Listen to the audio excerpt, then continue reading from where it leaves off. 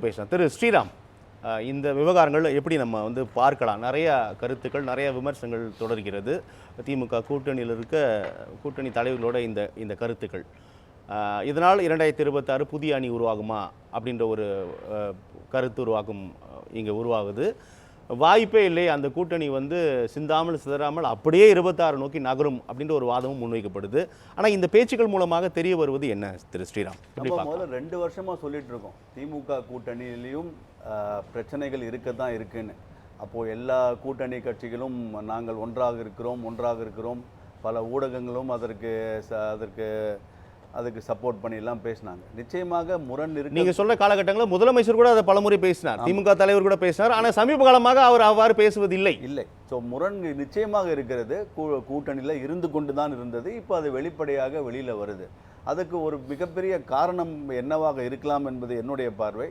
அதிமுக பாஜகவோட கூட்டணி வராது என்ற நினைப்பில் கூட்டணி கட்சிகள் திமுகவில் அமைதியாக இருந்திருக்கலாம். ஏன்னா அப்போ திமுகவின் வெற்றி வந்து உறுதியாக இருக்கும் என்ற ஒரு தாட்டில் நமக்கான பார்கெனிங் பவர் அப்போது இருக்காது.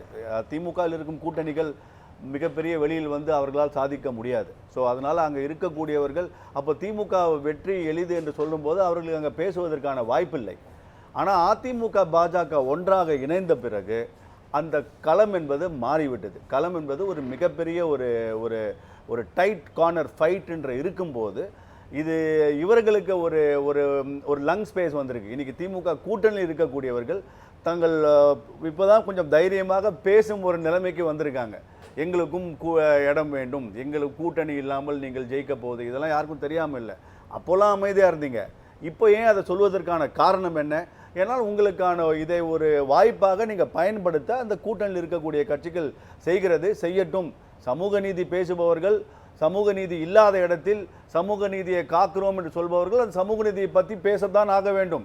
சமூக நீதி வந்து வெறும் ஒரு இடஒதுக்கீடு மட்டுமல்ல, அனைவருக்குமான பகிர்ந்து இருக்கக்கூடிய ஒரு அதிகாரத்தின் அனைவருக்கும் பகிர்ந்து கொடுக்க வேண்டும். பாஜக 3 முறை நாட்டை ஆளுகிறது, 2 முறை தானாக தனிப்பெரும்பான்மை வைத்திருந்தது. அப்பவும் கூட்டணி கட்சிகள் அனைத்து கட்சிகளுக்கும் அமைச்சர் பதவிகள் கொடுக்கப்பட்டது. தமிழ்நாட்டில் மட்டும் அது என்னமோ கூட்டணி கட்சிகள் என்றால் நீங்கள் வெறும் எங்கள் கூடல் நிற்க வேண்டும், கூட நின்றுட்டு நாங்கள்லாம் மினிஸ்டர் ஆகணும், நீங்கள்லாம் வீட்டுக்கு போயிடணும், நாங்கள் கூப்பிடும் போது மட்டும் வரலான்ற நிலைமை இருக்கக்கூடாது. இருந்தால் அவர்கள் எதிர்கால சீட்டு பேரம் என்ற அளவில் பார்க்கலாமா, இல்லை கூட்டணிக்குள் குழப்பம் என்ற அளவில் நம்ம இதை பார்க்கலாம்? சீட்டு பேரமா மட்டும் பார்த்தா நிச்சயமாக அங்கே இருக்கக்கூடிய கட்சிகள் 2 அதிமுக பாஜக கூட்டணி கடைசி நேர மாறுதல்களுக்கு உட்பட்டது அப்படின்ற ஒரு கருத்தும் இதன் மீது முன்வைக்கப்படுது. எனக்கு அதனால்தான் இப்படியான விமர்சனங்கள் தொடருது. எலெக்ஷனில் வந்து எதுவுமே நடக்கலாம், நான் அதை மறுக்கலை.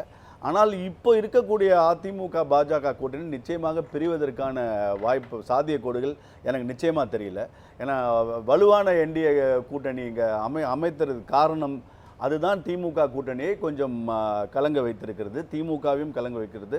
கூட்டணி கட்சிகள் ஒரு மிகப்பெரிய நெருக்கடி என்னன்னா, சொன்ன வாக்குறுதியை நிச்சயமாக இந்த திமுக செய்யவில்லை, பெரும்பாலான வாக்குறுதிகளை செய்யவில்லை.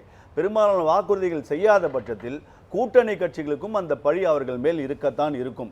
அவர்கள் திருப்பி போய் வெளியில் போய் மக்கள்கிட்ட என்னன்னு சொல்லி ஓட்டு கேட்க முடியும். ஸோ அவர்களுக்கு மத்தளத்தில் இரு பக்கம் போல் 2 பக்கமும் அவங்களுடைய வளர்ச்சியும் அவங்களுடைய சீட் பேரமும் அவர்களுடைய எதிர்காலமும் அதில் அடங்கியிருக்கு.